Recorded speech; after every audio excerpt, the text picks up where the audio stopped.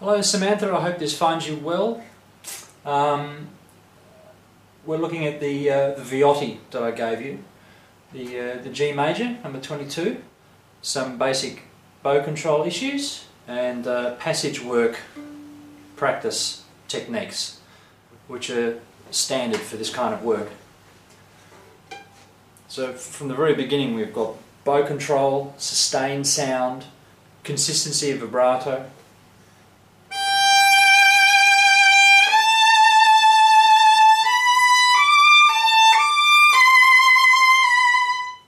We get to the end of that first phrase, the thing you have to do is get your up bow to come right back to the heel, but not use the next down bow straight away. So we have the down, the first one. This one's quite fast, and now you've got to slow this one right down and control it. And if you need a stronger sort of left hand feeling, go up a position so the top D is on the third finger.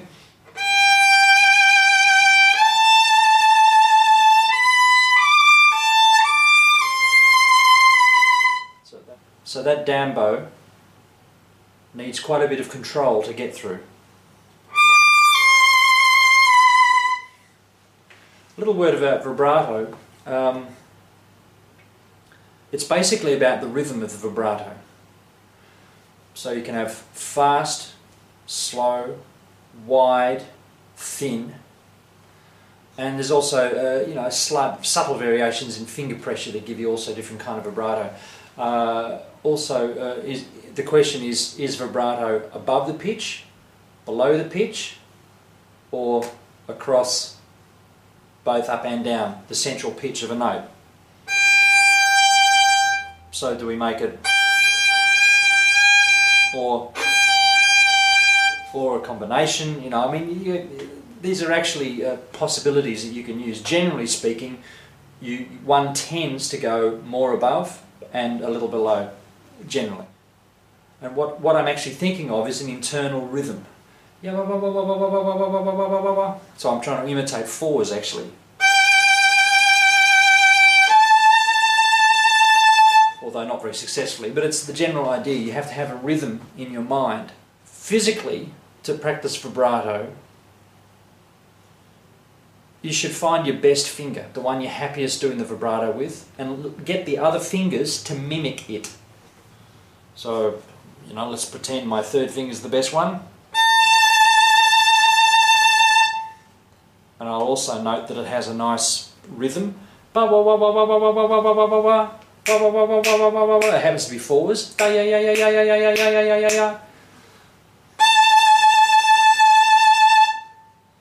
And now try to make the other fingers imitate that. That's part of your training.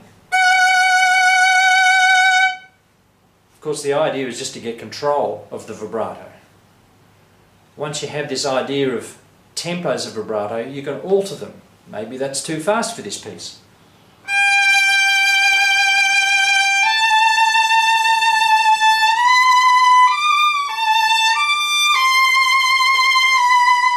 I've slowed the vibrato down. Now I'm going to speed it up and try to make it thinner as well.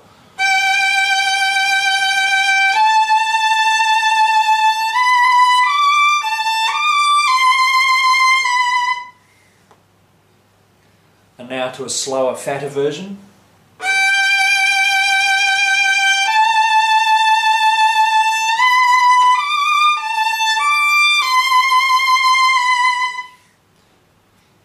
Not necessarily my vibrato of choice, but that's the general idea. You have choices of vibratos and where you choose to put them. So the idea technically is to get control of your vibrato by getting your best finger, make the other ones mimic the rhythm and the feeling. You have to try different strings, different positions, and over a few weeks you'll find that your vibrato will start to centre and you can actually control the speed you want. So much for that. So now we go into this, the fifth or sixth bar.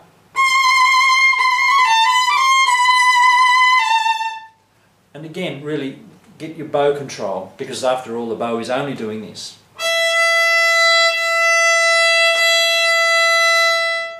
Three bows.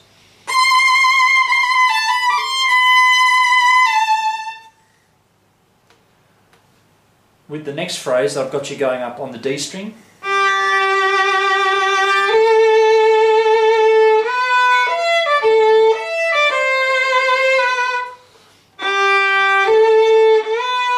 Which goes back to our shifting up and down the strings, etc, etc. So this shouldn't be any problem for you.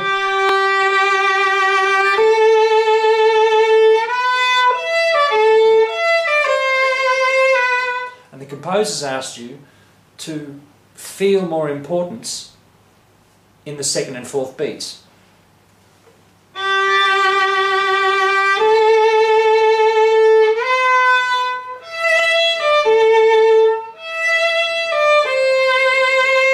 So you have to do something with the fingers to feel the string and give it a little bit more impetus. In the next bars, if you could reiterate the fourth beat.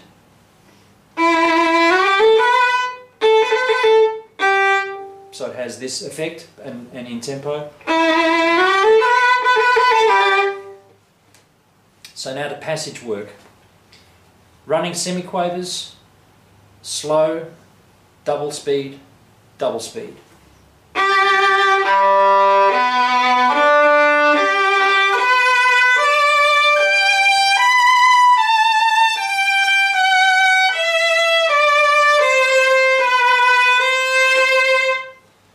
You got your vibrato going at the same time, consistency of bow sound, and as legato as possible. Double it, 2 notes of bow. 1, 2.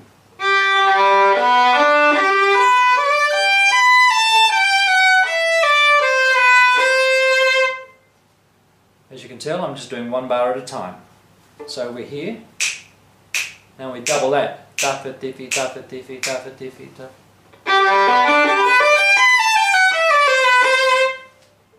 And do the fourth finger on the way back, because it's the same pattern, and also gives you equal string crossing division.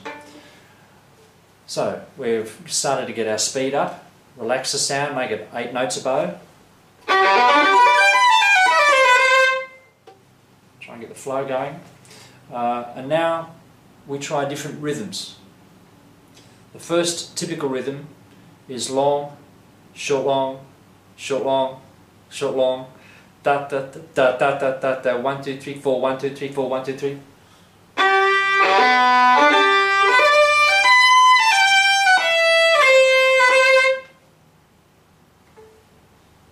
The other way around.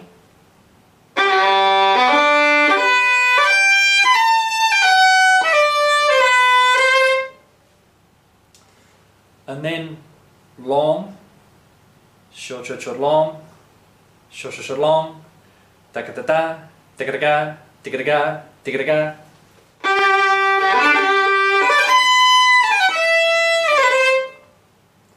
And then backwards. Ticka da ticka da ticka da.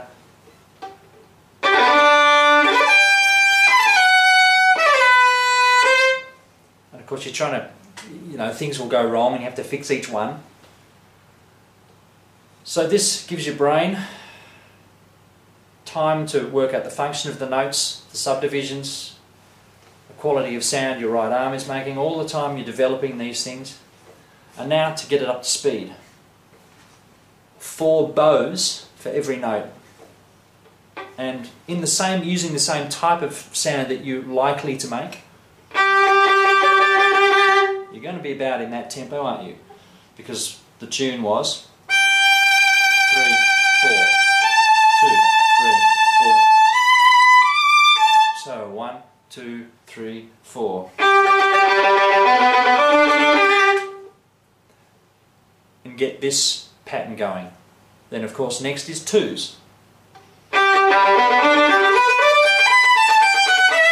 All in the upper half. On the string, principally because the composer tells you he's put tenuto marks on each one, so it's not this kind of sound. It's not a spiccato sound, so it's in the upper half on the string. So back to 2 notes a bow.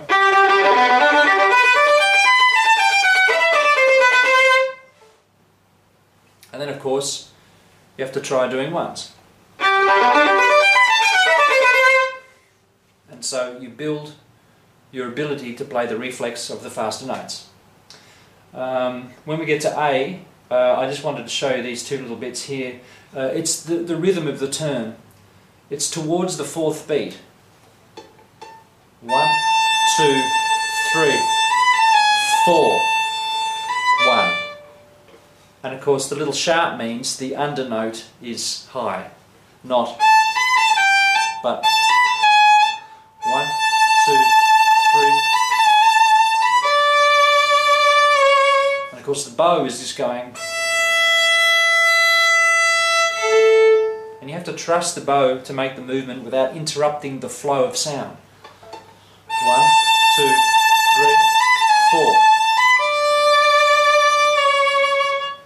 The next bar is a portato sound.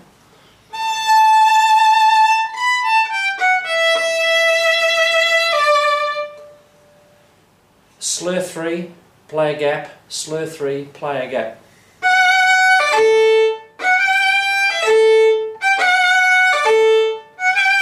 Is this type of sound for these sections, and then a typical hooked stroke for the next pattern.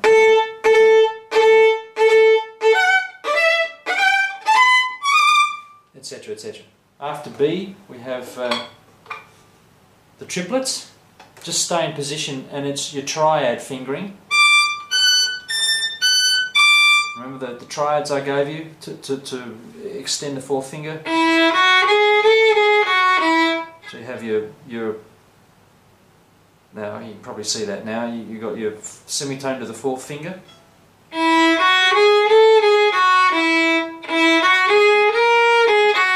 With the tone, and then a semitone higher gives you your triad. And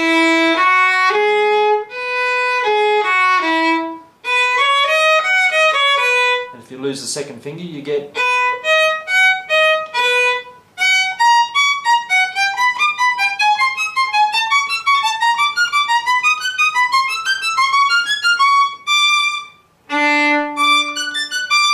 triad. I love harmonics. If you don't press the second finger down, you'll get a nice zing out of the note.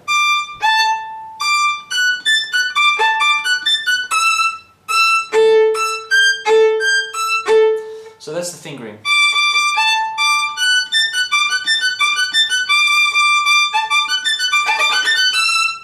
And so on for the next lot. And of course the descending passage. You just have, actually it's all based from where first finger is. We talked about first finger, knowing where you are in the left hand because of your first finger. So now we've got the downward scale. All with the first finger.